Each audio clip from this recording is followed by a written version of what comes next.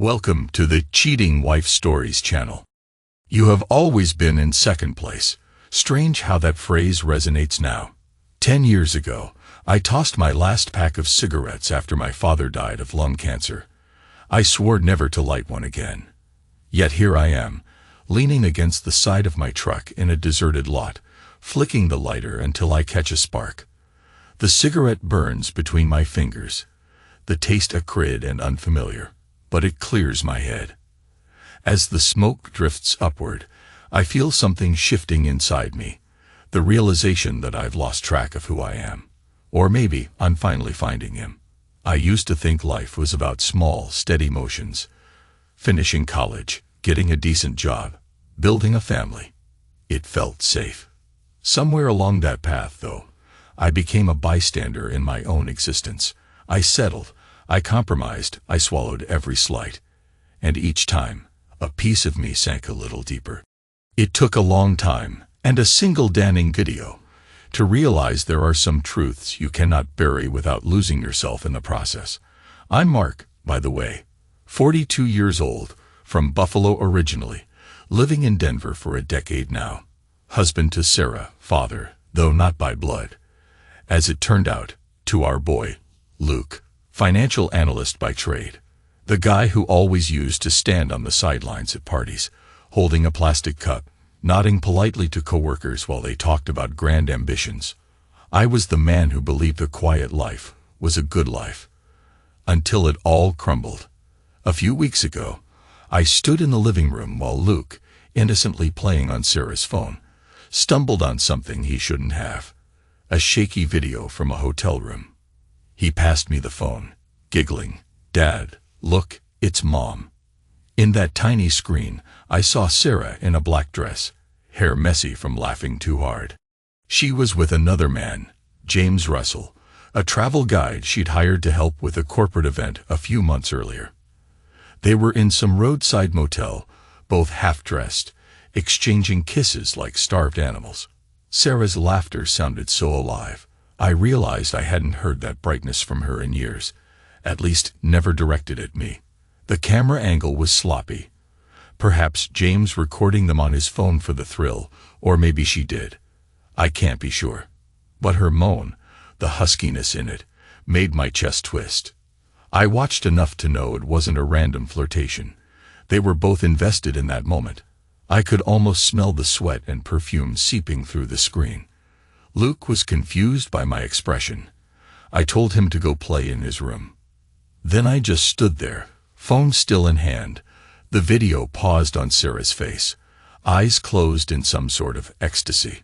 My first instinct was to breathe deeply, remind myself that I was always the man who kept his cool. I didn't scream, didn't smash her phone. I set it down carefully, like it was made of glass. Strange how the mind decides. Fight, flee, or freeze. I chose freeze. Sarah came home later that evening, hair still damp from a shower. She changed into jeans and a simple blouse. For a moment, I studied her face, searching for any sign of guilt or leftover flush. She kissed my cheek, said something about the office being crazy busy. I waited until she poured herself a glass of water before speaking. "Sarah," I said, voice trembling with more than anger, maybe heartbreak, maybe disbelief. "Luke found a video on your phone." She paused.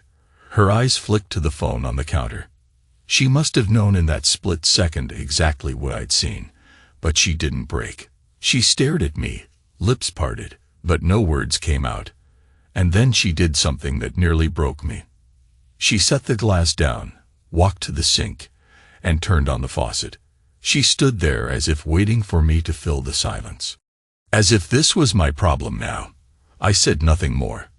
I just nodded, like some machine forcing a single mechanical gesture. Even when she tried to speak, "Mark, it's not what you think," or "Please, just let me explain," I just kept nodding. After a few seconds of that, I walked out the door, hopped into my truck, drove until I found an empty stretch of pavement, and bought a pack of smokes from a gas station. 10 years without one, undone in minutes. The next day, the results from Luke's DNA test arrived. I'd run them months ago, suspecting nothing so grand as an affair. I just wanted to know about his medical predispositions after he'd been sick a few times with weird ear infections. The only thing the test revealed was that Luke wasn't mine biologically. A neat, scientific statement that said, in essence, your father is unknown. That's when I heard the voice, low like a distant hum in my bones. Destroy. Slowly. I wouldn't call it rage. It was more methodical, like a man who'd been carved out. I looked at the test results with the same detachment you'd show a stranger's lab report. But inside, something fractured, letting in a chill that refuses to leave. Sarah tried to talk to me that night. She offered apologies, half-truths, and watery explanations. It just happened. We were drifting. I still love you. And then, in an echo of an old argument, she said, you've always put me in second place, Mark. I had needs too. The irony is, I used to think she was my entire world, even if I wasn't good at showing it the way she wanted. I guess she had her own version of the story, her own perspective of my shortcomings.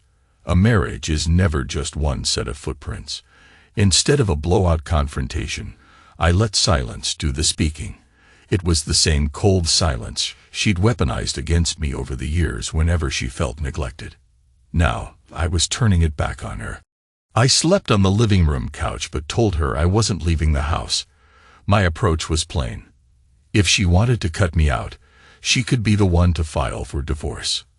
And if Luke truly was not my son by blood, well, I'd be damned if she'd tell them before I was ready. The next few days were a blur of spreadsheets at work and hushed dinners at home. Sarah hovered around me, offering to do laundry or fix me a plate, perhaps out of guilt or confusion. Each time, I just nodded, as if a part of me was no longer accessible. Luke, who's only 9, was the single lifeline that kept me grounded. He'd show me his drawings, talk about school, ask when we could go fishing. He didn't know the truth yet, and I dreaded the day he'd ask the question no father wants to hear. I found a strange sense of purpose in that monotony. Until I decided I couldn't just stew. I needed to do something, even if it wasn't a typical kick her out or burn her clothes on the lawn. I recalled the times Sarah had meddled in other people's lives and how she always emerged unscathed. Like Dennis from her old office job, the coworker who ended up crying in a parking lot after she sabotaged him during a client pitch. She never revealed the specifics, but I overheard enough to know she'd manipulated the situation in her favor. Or Joel, her own sister's husband, whose business Sarah had a hand in undermining by feeding inside information to a competitor. She'd laugh it off at family gatherings. He's incompetent anyway, she'd say. Each time, I told myself it was none of my business. Now, though, I wondered if these men had felt as hollowed out as I did, powerless against her cunning. They did, as it turned out. When I reached out to Dennis, he was surprised to hear from me, but readily agreed to meet. Over a cup of coffee in a dingy diner, he detailed how Sarah had basically played office politics to push him out. Then I spoke with Joel, who was still furious but had buried it under the rubble of family ties. Bit by bit, we formed a small circle of men bound not by camaraderie, but by a shared wound inflicted by my wife's ambition, or her twisted sense of self-preservation. I suppose you could call it a vengeance circle. But we never planned to commit violence or anything that would land us in jail. We wanted truth, wanted to confirm that we hadn't been imagining Sarah's manipulative streak. Each of them had their stories, their receipts, their evidence of how Sarah had orchestrated their downfall, each time walking away with a giggle or a smirk. That was enough to make me realize she wasn't just a wife who strayed. She was a person who thrived on controlling others. And I'd been too naive, or too indifferent, to notice how deep her manipulations ran. Dennis was the first to break our unspoken code of stoic masculinity when he said, "She made me doubt my worth." Joel just nodded quietly, stirring his coffee, eyes downcast. I felt a tightness in my chest that I recognized as empathy and anger. If she'd done it to them, she'd done it to me. And to Luke, in her own way. One evening, I came home, and found her standing in the kitchen, rummaging through a drawer. She pulled out a small slip of paper. It was something I'd written long ago. A note about groceries, a silly little inside joke scrawled at the end for her. "Don't forget the coffee you love, second place." It was a reference to an old conversation about how she always worried I put other priorities first. But reading it now, she looked shattered. She turned to me and said, "Why didn't you ever fight for me? Why didn't you ever make me feel like I was first?" Her voice wavered. I wanted to retort with something scathing. "Because you never gave me a chance to prove anything. You took everything you wanted, whether I was involved or not." But I bit my tongue. Instead, I just stared at her until she broke eye contact. She set the note aside and left the room. Memories swept in. The day I proposed. She'd been so happy, or so I thought. The day Luke was born. Tears in my eyes at the sight of him. Certain he was mine. The family trips we took to the Rockies. Sarah complaining about me not wanting to do anything new. I guess that was always her gripe. I was too settled, too safe. And now, in this twisted turn of fate, she'd found someone who gave her that rush. James, the adventurous lover who was everything I wasn't. I hated him, but not with the same intensity as I felt for her betrayal. A part of me even understood the appeal. I'd become predictable, a man half asleep in his own life. But her solution wasn't to wake me. It was to slip away and find new excitements. The first time I confronted James was at a small local bar. He and Sarah had apparently rented a conference room earlier that day for an upcoming travel event. I walked in, trying to look casual, but my shoulders were stiff with tension. James recognized me instantly. He stood up, arms slightly raised, as if to de-escalate. "Mark," he said, voice calm. "Look, man, I'm sorry." My chest tightened. I wanted to punch him square in the face, but that cold, methodical voice in me repeated, "Destroy." Slowly. So I let my anger settle. I sat across from him, ordered a beer. The bartender gave us both wary glances. "How long?" I asked quietly. He swallowed. "A few months." "Is Luke yours?" He shook his head vigorously. "No, she told me he was yours, that the affair was recent." I swear. I studied his face. He looked genuine, perhaps naive. I realized that maybe he was just another fish caught in Sarah's net, her charm. A piece of me wanted to hate him anyway, but the more rational side couldn't muster that much rage. So I asked him the question that had been gnawing at me. "Why'd you record it?" He blinked, face reddening. I don't even remember which one of us grabbed the phone. It was a stupid, impulsive thing.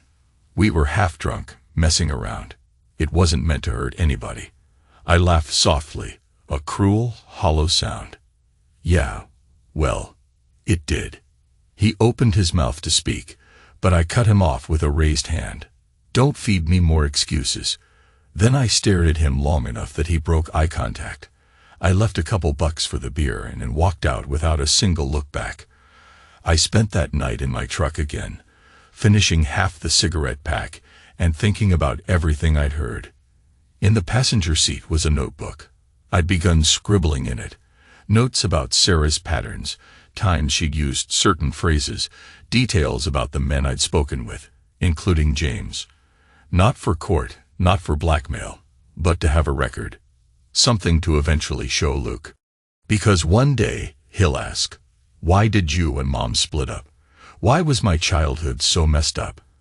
And I'll need the truth at my fingertips, not just my wounded pride. Luke, oblivious to the storm, kept asking if we could go watch the Colorado Rockies play. I promised him we would soon. The vow tasted bitter in my mouth. He'd sit next to me in the stands, cheering, calling me Dad, while the knowledge burned in my gut that the DNA test said otherwise. One Sunday, Sarah's sister, Mia, came over unexpectedly. She cornered me in the garage where I was pretending to fix a squeaky lawnmower. Mia had tears in her eyes. "Mark, I know about what Sarah did," she whispered. "She told me part of it, but not all." I clamped my lips. She went on. I just want you to know I'm sorry. And if you need anything. I finished tightening a bolt before looking at her. Maya and I were never particularly close, but we had a mutual respect. Joel told you, I said softly. She nodded, a tear escaping. He told me about everything Sarah did to sabotage him too. I never thought my sister was capable of this. I knew she was ambitious, but she trailed off. It's not your fault, I said, and I meant it. Maya lingered, wanting to say something more.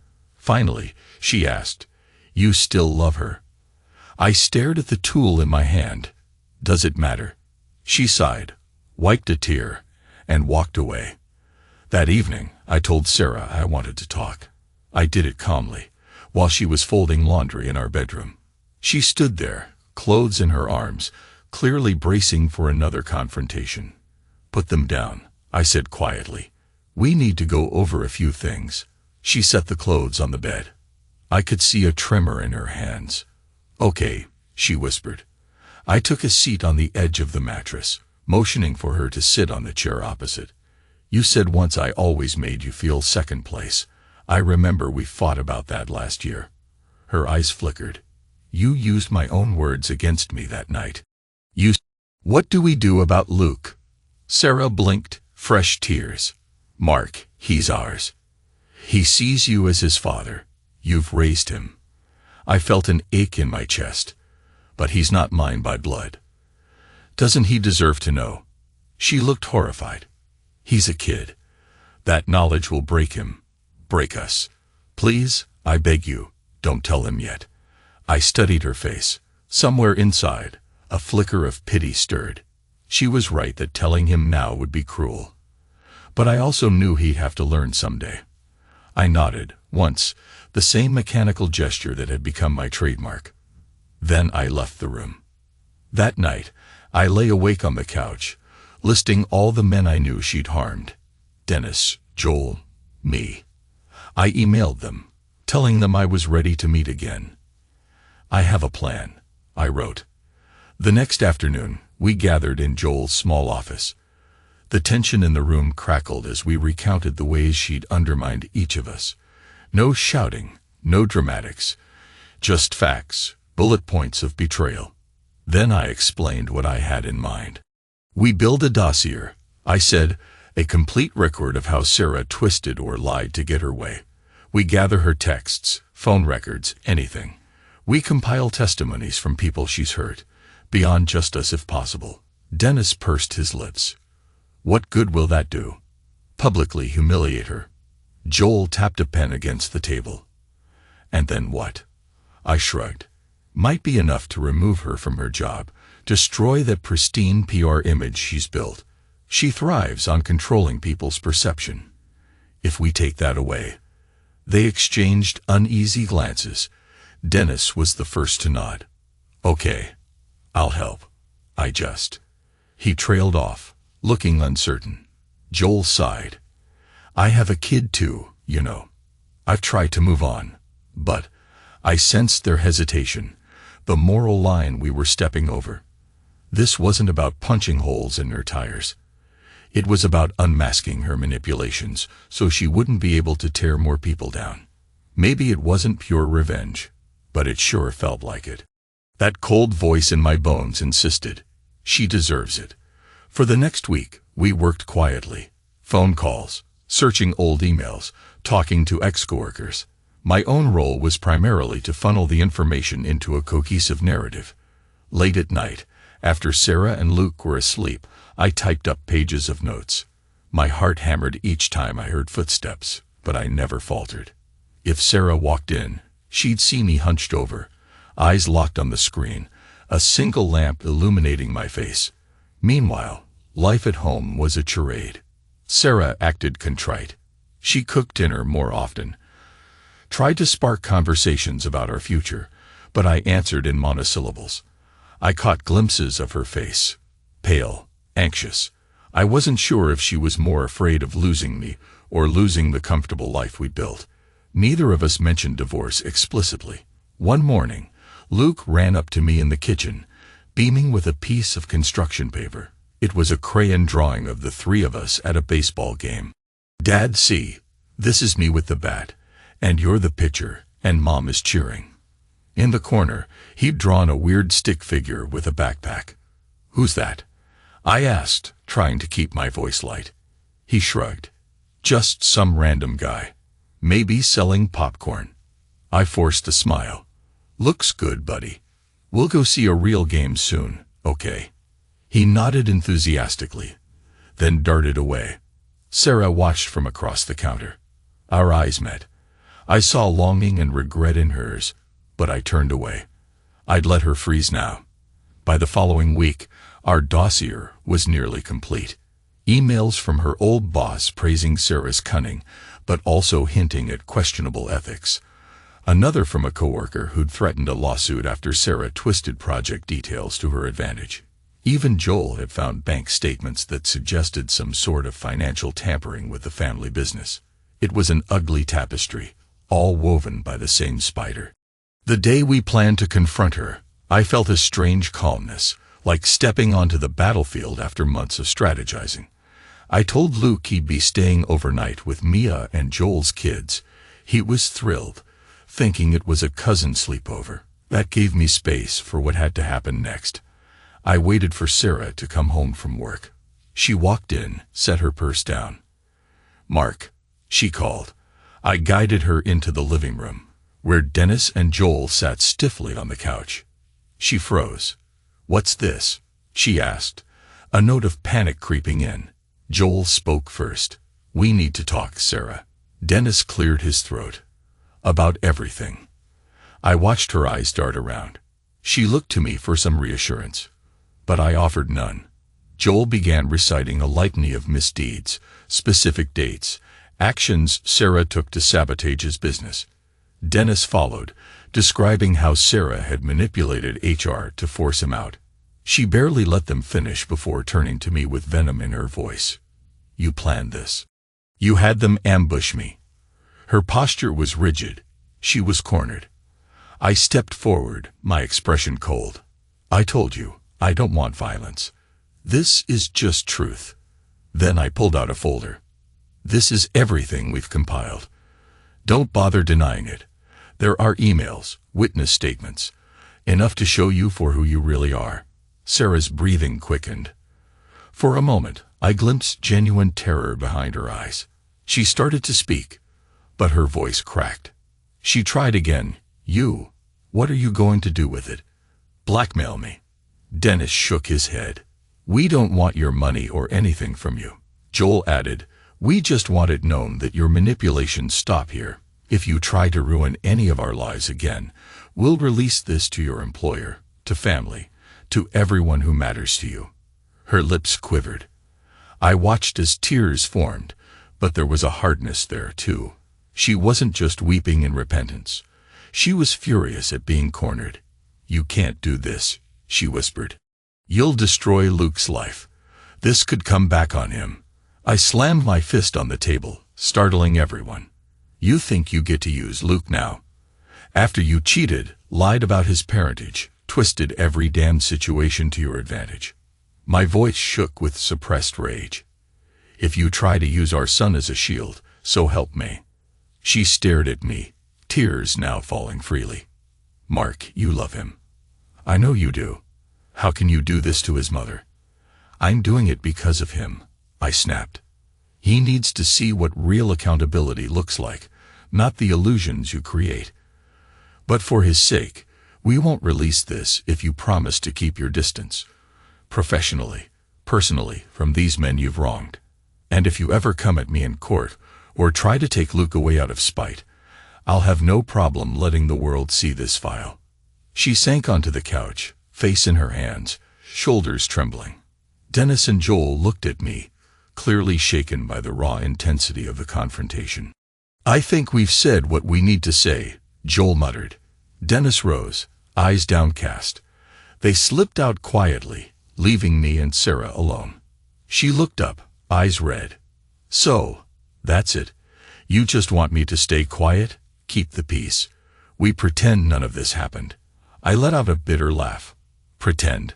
No, there's no going back to that. I grabbed my folder, tucked it under my arm. I'll file for divorce, and we'll negotiate custody for Luke, but on my terms. If you fight, you know what I'll do. She nodded slowly, tears dripping. I never meant for it to get this ugly. I stared at her for a long moment. I never meant for it to get this empty. Then I walked out. That was the climax of my rage. The apex of everything culminating in that single confrontation. But it wasn't over. We still lived under the same roof for a short time, if only to keep up a semblance of normalcy for Luke until we could sort the legalities. Sarah avoided me, slept in our bedroom with the door locked. I found a bitter satisfaction in that. We barely speak unless Luke was present. A few days later, James texted me, asking to meet. Against my better judgment, I agreed. He wanted to return something. Sarah had left a pair of earrings in his car, apparently. We met at a park near the foothills. He walked up holding a small velvet pouch. I thought you'd want these back, he murmured, handing the pouch over. They might be valuable. Don't want them lost.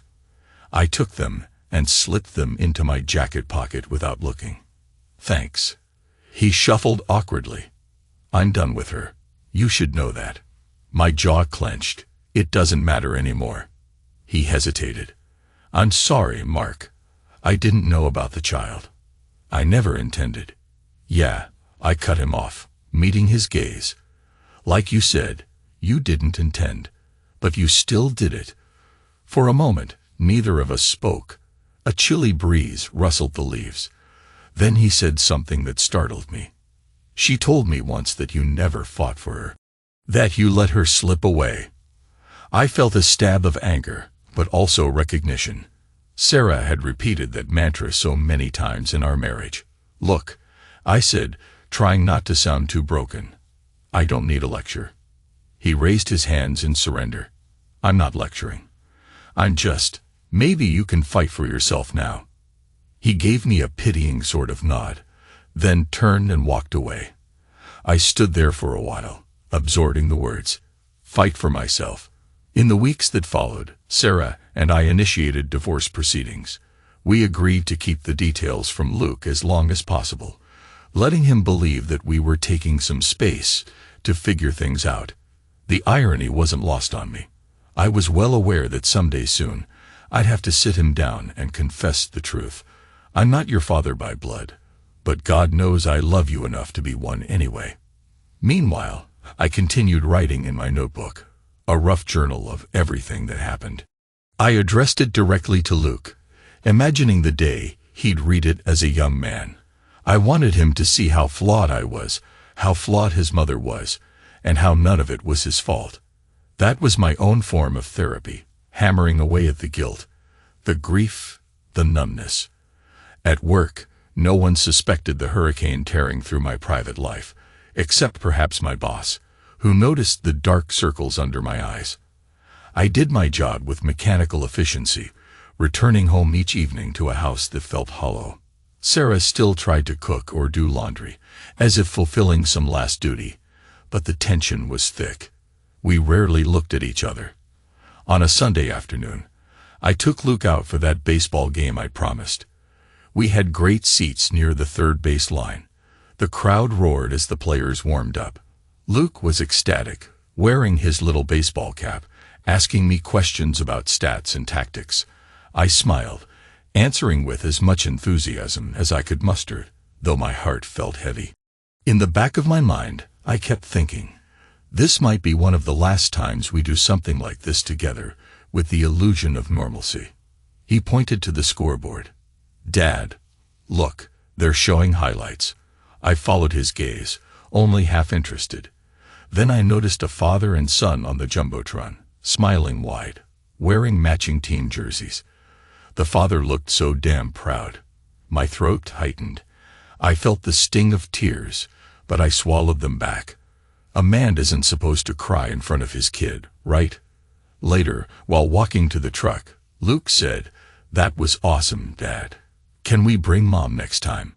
My feet stumbled slightly, but I kept moving. "We'll see." He frowned. Are you guys still mad at each other? I forced a small smile. No, buddy, not mad. Just figuring some stuff out. He studied me, eyes too perceptive for a 9-year-old. Then he nodded, as if he understood more than he let on. The day Sarah moved out was anticlimactic. She packed a few bags, told Luke she'd be staying at Aunt Mia's for a while.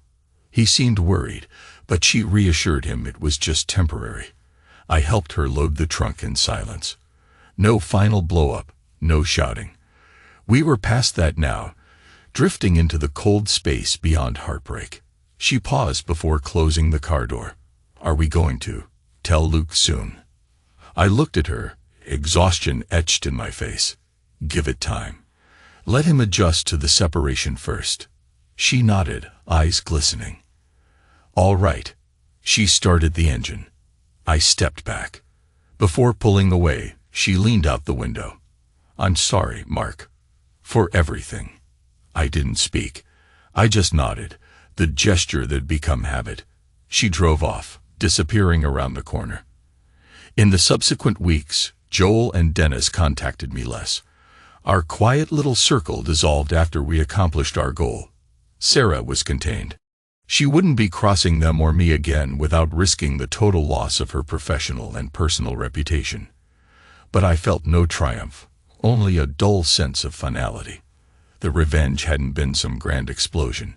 It was a slow leak of truth that left all of us deflated. One afternoon, I came home from work to find Luke rummaging through a closet, searching for a photo album. He wanted pictures for a school project about family. I froze when I realized he might discover baby photos or clues that would raise questions about paternity. Gently, I guided him away from that particular box. Let's check another spot, I said, rummaging up older pictures that wouldn't stir suspicion. He flipped through them, lingering on one from a hiking trip. Sarah and I were both smiling, arms around each other, Luke strapped in a baby carrier on my back. You guys looked happy, he remarked. My throat tightened. We were, I said softly, in our own way. That night, once he was asleep, I sat at the table with the old photo in hand. In it, Sarah's eyes shone with excitement. That was before everything turned sour, before I realized she thrived on manipulations. Could we have changed course if I just fought harder, insisted on therapy, or listened to her pleas for more adventure? Or would she have betrayed me anyway? Questions pounded my skull, but there were no satisfying answers. Legally, the divorce chugged along. We agreed to share custody of Luke. The paternity issue was never formally addressed in court. Sarah didn't want to push it, and I refused to relinquish my rights as his father. The final hearing was a brief affair, 2 signatures, a judge's stamp. By that point, all emotion was drained. Sarah and I exchanged a formal nod. The gavel dropped, and that was that. When we stepped out of the courthouse, she turned to me, tears brimming. This didn't have to end like this. I inhaled slowly. Didn't it? She let out a trembling sigh. I wish I could take it back. I couldn't resist a small bitter laugh. You don't get do-overs in real life. She bowed her head and walked away, leaving me on the courthouse steps. I stood there, letting the midday sun wash over my face, feeling the final shred of our shared life peel away. I left the city for a couple of weeks after that, taking Luke on a road trip. He was elated at the prospect of father-son time. I didn't mention Sarah or the divorce. I just told him we needed a break from everything. We camped near a lake, fished, told ghost stories by the fire. There was a moment when he asked, "Is Mom coming to join us?" I quietly said no. He nodded, but I saw the flicker of sadness in his eyes. Still, he adapted. Kids are resilient that way. One night, he fell asleep early, and I sat by the dying embers of the campfire, staring at the stars. The memory of that voice inside me, destroy, slowly, hovered in my mind. I realized that I'd done it. I'd exposed Sarah, threatened her with the truth, forced her into submission. Yet, I didn't feel victorious or whole. The cost was too high. My marriage was in ashes. My son's stable world was cracked. I thought about James's final words to me. Fight for yourself. Maybe I'd misapplied the lesson. Maybe fighting for myself shouldn't have meant retaliating with equal cruelty.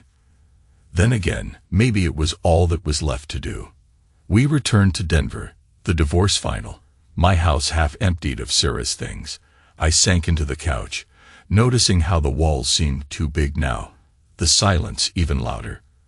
After Luke went to bed, I rummaged in a kitchen drawer and found that old pack of cigarettes. Only 2 left. I lit one, exhaling in slow drags. For a moment, I remembered the first words I spoke tonight. You have always been in second place.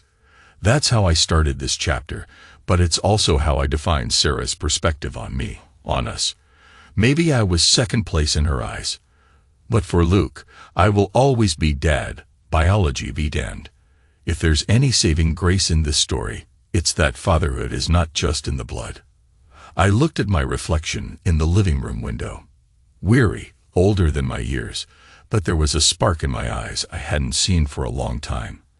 The kind that says I still have something left to fight for, my own identity, my son's future, a life lived on my terms. The phone vibrated on the table. It was Sarah, texting about a schedule for Luke's weekend. I ignored it for the moment. Instead, I picked up my notebook, the one filled with confessions, timelines, and scribbled heartbreak. I turned to a blank page and wrote a letter to Luke. I'm sorry I wasn't stronger. I'm sorry I let your mother's indifference break me. I'm sorry I found my courage too late. But I promise, I'm here now. I won't vanish, no matter how complicated things get. This is your father speaking to you, not by DNA, but by love. I hope one day you'll understand. For now, all I can do is try to be the best dad I can be. When I finished, I felt a calm settle over me. The final words echoed in my mind. I'm still here. And that, in its own quiet way, felt like victory. I crushed the cigarette in the ashtray, letting the last ember die. And with it the old illusions of a perfect marriage, the bitterness of betrayal, the cold vow of revenge. Tomorrow, I'd start fresh. Because if the last few months taught me anything, it's that you can destroy someone else's illusions, but if you don't fill that emptiness with something stronger, self-respect, purpose, those illusions will haunt you forever. A man shouldn't cry, maybe, but I found myself wiping the corner of my eye. Then I closed the notebook, rose from the couch, and turned off the light. My next chapter awaits, and for once, I'm writing it on my own terms. Let that be enough. Let that be everything.